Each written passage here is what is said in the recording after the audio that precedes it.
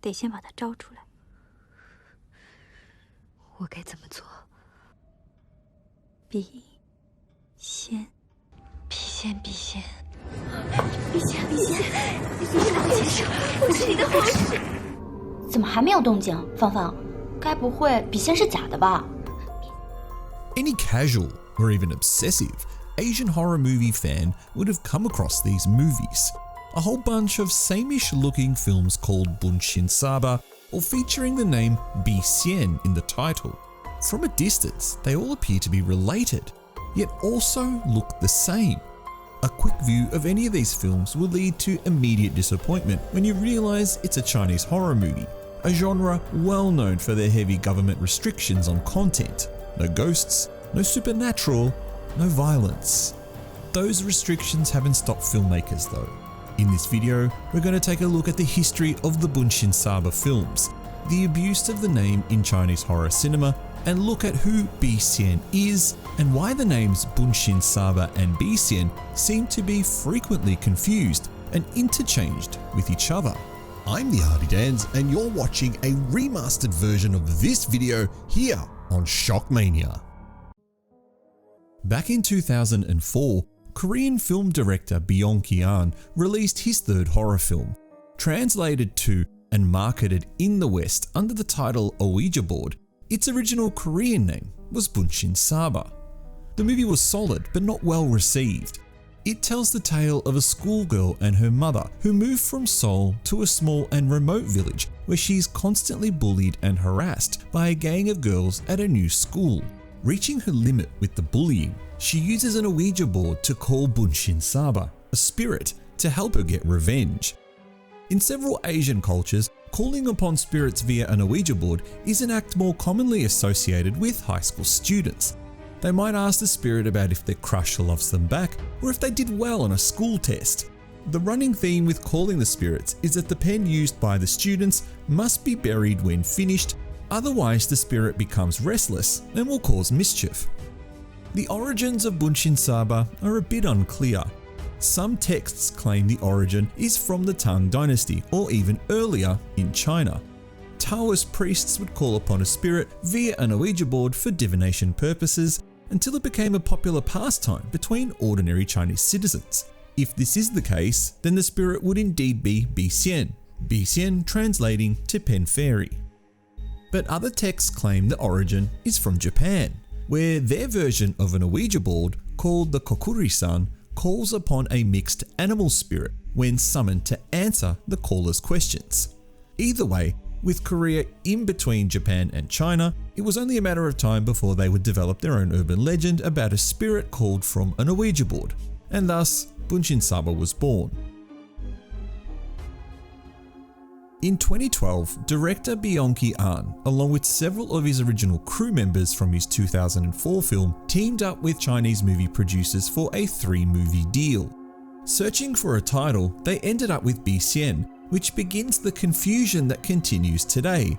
Looking for a title that was more marketable in his home country of Korea, it was decided that the movie would be known as Bunshinsaba internationally. Technically, this makes some sense. Bunshinsaba is the name of the Korean spirit, who is the equivalent of Bixian, the Chinese title of the first film. The problem was that Bixian as we know her was not in the film.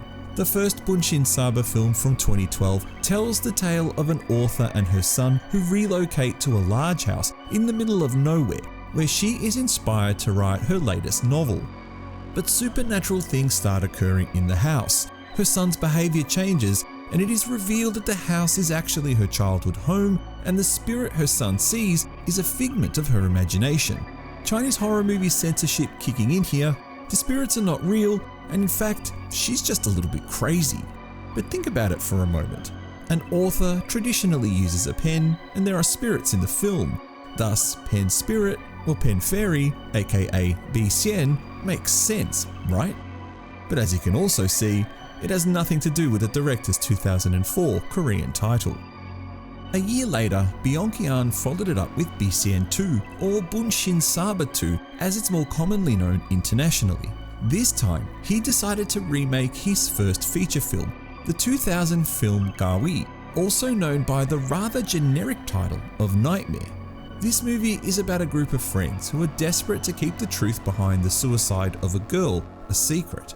Again, not a bad film, but the way the film ends made it very easy for a Chinese version to be created.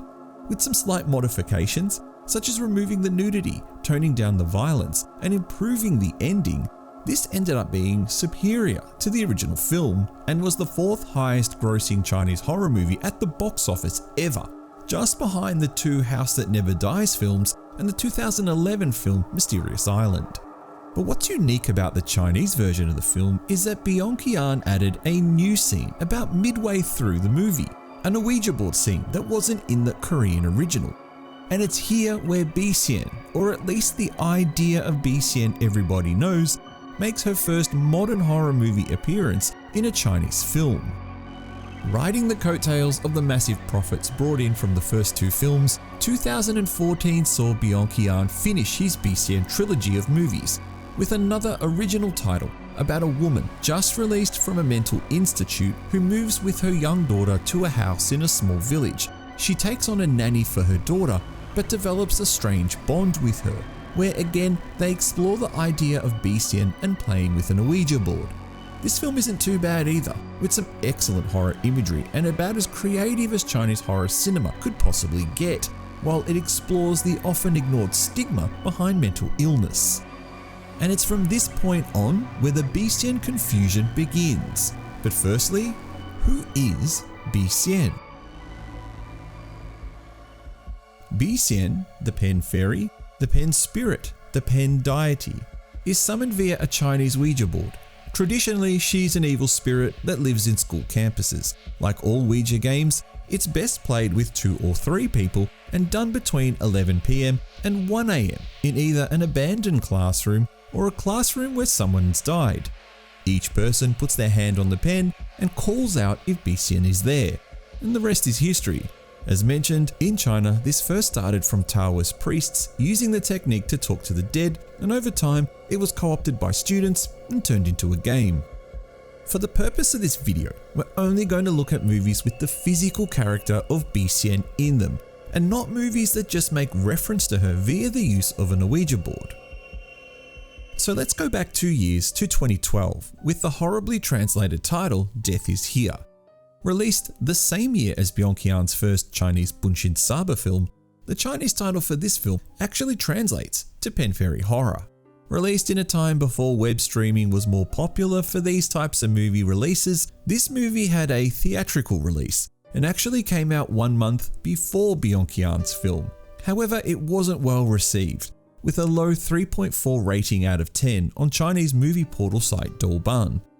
It tells the tale of 4 bored friends who decide to play the Pen Fairy game, but she never actually appears in the movie, and everything that happens is explained via something not supernatural. Overacted, badly directed. This resulted in the filmmakers deciding to skip making Death is Here 2 and go straight to Death is Here 3, or Pen Immortal Cry 3 as it roughly translates to, in 2014, this time releasing 3 months before Bianchian's third Bunshinsaba film. While the movie tries really hard to be scary, it has an even lower rating than the first, but it finally introduces the world to the first kind of image of Bixian that will become more commonplace. A girl with white skin, long black hair, in a red dress. Since then, the image of Bixian has been refined to have a longer dress, hair that covers the face, and long red nails. From this point on, Bixian and Bunshinsaba had become Chinese horror movie folklore. 2015 saw the release of The Pen Fairy is Back, or The Return of Pen Fairy, and Campus Mystery, which is also known as Pen Fairy Spell. But Bixian only appears in name. She never makes an actual appearance in any of these films. It's 2016 when viewers start to see an influx of Bixian-named related movies. There's The Life and Death of Pen Fairy, When Pen Ghost Meets Plate Ghost, and The Shadow of the Pen Fairy, also known as Bloody House, amongst others. But the movie you're probably the most interested in is definitely the one that is the most interesting of them all, and it's legitimately the first time we actually see Bixian on screen. Over in Japan at the same time, a crossover movie was about to be released pitting two of the biggest spirits in J-horror against each other, Sadako and Kayako. A ridiculous idea that started as an April Fool's Day joke and ended up becoming a real film. The movie was moderately well received, but its impact in China could not be understated. J-horror films are only available via bootleg form in China. You want to watch The Ring? Then you'll need to buy a pirated DVD or Blu-ray disc, or download an illegal copy off the internet full of advertising for adult websites. So China did what China does best. They made a knockoff, but a knockoff so well received it spawned two sequels. And thus, Bunshinsaba vs Sadako was born, except it's really Bixian vs Sadako, being that Bunshinsaba is the name of the Korean spirit. Completely unofficial and not following the rules of the Ring series at all, Bunshinsaba vs Sadako pits the Japanese spirit against the Chinese spirit in a ridiculously fun movie that makes no sense at all. When a school bully is sent the cursed video to watch, Sadako appears and finishes her off. But Sadako decides to go after the three girls who gave the bully the video link, and after the death of one of the girls, the remaining two decide to call up Bixian for help, and a battle between the two of them occurs. Lots of flying around and stake flinging result in one of the craziest Chinese horror movies ever. And in 2017, the filmmakers followed it up with the most popular film in the series, Bunshinsaba vs Sadako 2, also known as Pen Immortal or Pen Fairy vs Sadako 2, continues on the crossover theme when a girl watches the cursed video which calls Sadako. After her roommate is also killed by Sadako, the remaining friends visit a professor, an expert in ghosts, who hopes that Bixian might be able to help them fight Sadako. This crazy film ends up with the main character waking up in a mental hospital, having dreamt the whole thing. But it doesn't stop the movie from becoming a riot of a time and one of the most enjoyable modern Chinese horror movies ever made. 2017 was a solid year for Chinese horror films, where lots of weird and wacky ideas were explored, such as a ghost who haunts a hairdresser shop that doubles as a hotel, a cursed university graduation photo that's the spirit of a dead girl, and a movie about a pair of cursed embroidered shoes. And if any of those films interest you, trust me when I say they're all terrible. Fun, silly, stupid, and terrible. Not to be outdone with Sadako having her own movie series in China, Kayako from The Grudge makes her first appearance in a Chinese horror film with the awful film called The Curse of Bixian, also known as Bunshinsaba vs Kayako, and also strangely known as just Bunshinsaba, because that's not confusing, right? In this film, a property developer is desperate to buy the last remaining house on a block to build some villas. Having difficulty scaring him off, Bixian makes a strange appearance to make out as if the house is cursed. But then in a horrible twist that makes no sense and leaves the viewer very frustrated, Kayako appears. And then Bixian and Kayako decide to fight in a battle that also makes very little sense. It makes even less sense when it's revealed both spirits are actually two of the girls in the movie wearing masks, because they are seen flying around the house courtyard as if they were real spirits. This is definitely one to avoid. The trouble is, with so many different names, it gets a little hard to do that. But 2017 also saw something strange. Bixian took a backseat to a few other fairies. Dixian, the plate fairy, makes another appearance in a film where she goes up against poor old Sadako. Another film, simply called Disc Fairy, also appears. A chopstick fairy movie also exists called The Curse of Chopsticks that was actually released in 2016. By this stage, Bixian had really only appeared in 3 films, but her name had been associated with over 10 different titles. Many of those films are terrible, with a combination of half-decent productions to obvious student films. 2018 continued the strange fairy theme with a movie about Taisian, the bowl fairy, and another film about the candle fairy. To the casual observer, it would appear that filmmakers were either running out of ideas or desperate for a hit. And of course, all of these films were terrible. Bixian wouldn't be seen for another 2 years, until 2021. But in the middle of that, another great horror movie was released, Dish Fairy, or more commonly known as Mortal Ouija, which was released in 2019 to a lot of acclaim and an impressive return at the box office. Well worth a watch if you can hunt it down with English subtitles, and a rumoured sequel is being worked on.